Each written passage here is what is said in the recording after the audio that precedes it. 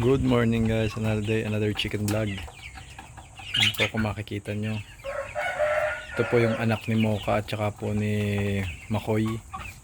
Bale pa second batch po sila, 11 pieces.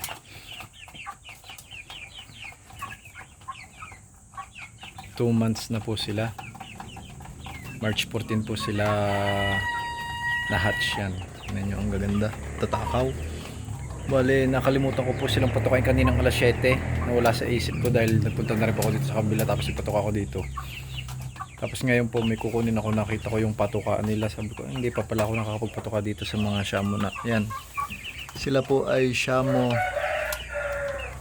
cross sa Igid Dumpo. Yan. Ganda po nila. Ayan po.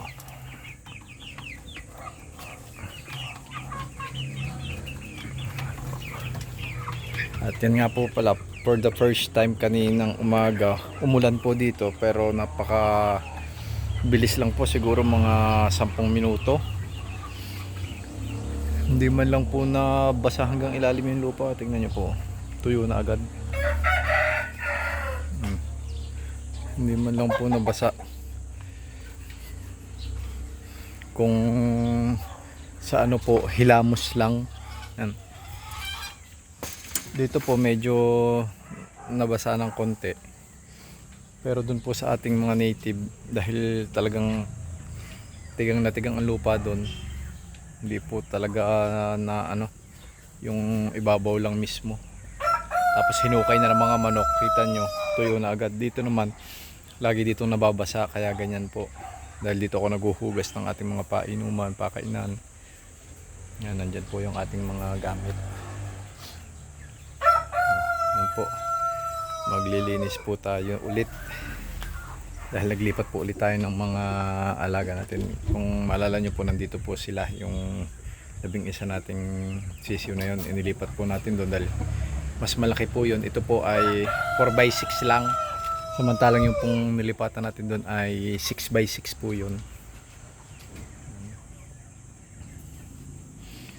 Inilipat din po natin yung ating ibang mga Brahma. Yan, yung ating selection yan. Ito po.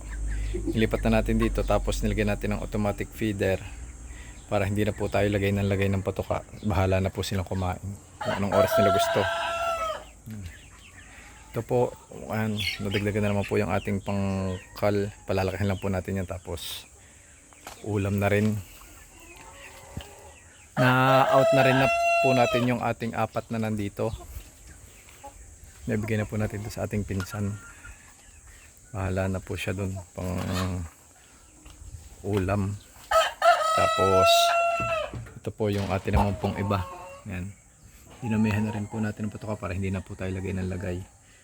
Kung anong oras sila magutom, kain na lang sila ng kain. Kita nyo po dito, hindi rin po masyadong nabasa. Ito po yan, sinapipay.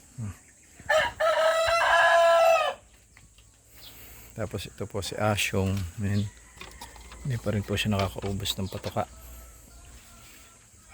Ito naman po yung ating 3.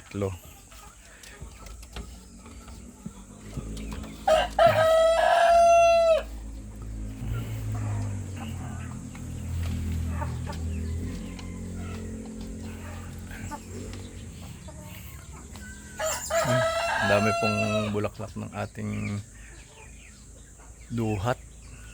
Ito po yung variety na malalaki, hindi po siya native. Ito si Makoy. Tingnan natin kung nakaubos siya ng pagkain. May kaunti na lang pong tira yan. Ito po si Makoy. Baka ma-out na rin natin si Makoy sa darating na buwan. Sa isa nating kaibigan. Kailangan natin ng space din dito sa manukan.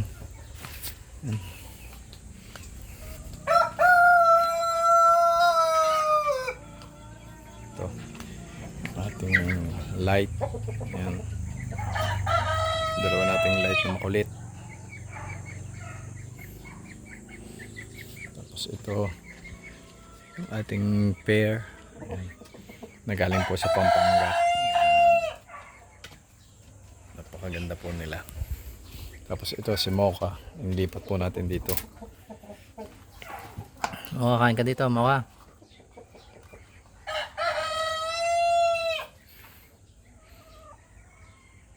Kinilo po natin kahapon si Mocha.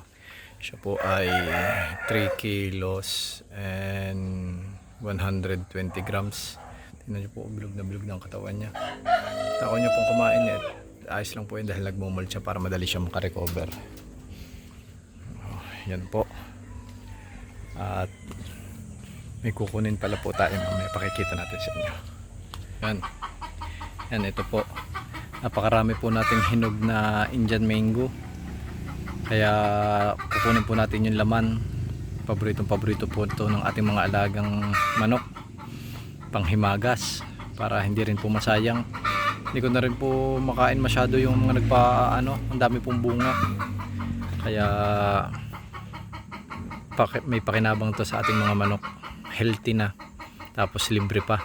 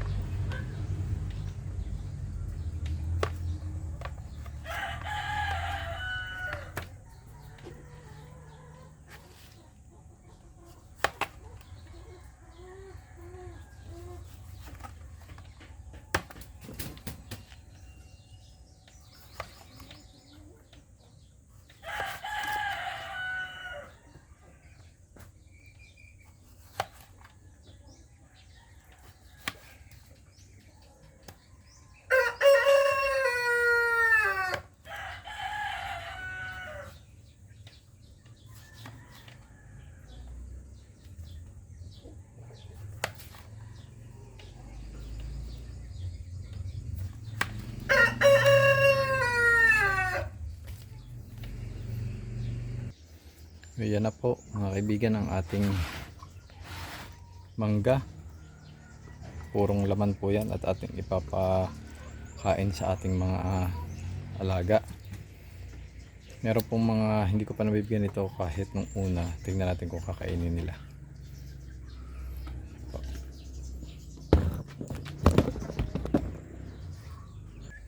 Yan po, ating lalagyan, ubos na po agad. Makikita nyo po. Tinutukad din ang ating silky. Yan. Tapos meron din tayo dito sa ating mga manok na Brahma. Yan po oh. Ang ating ibang Brahma ubos na. Yan. Tinutukad din po ito ng mga ito oh. Ayan po, para po hindi masayang ang ating mga prutas, mangga. Kung ano pa, kung meron kayo dyan sa inyong bakuran, pwede nyo po yung gawing healthy snack para sa ating mga alagang manok.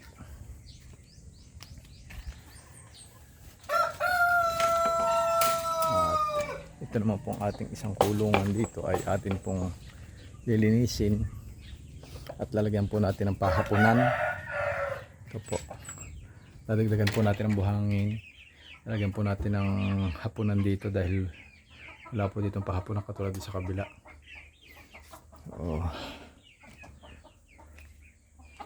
Yun na lang po muna sa ngayon at magandang araw po sa lahat.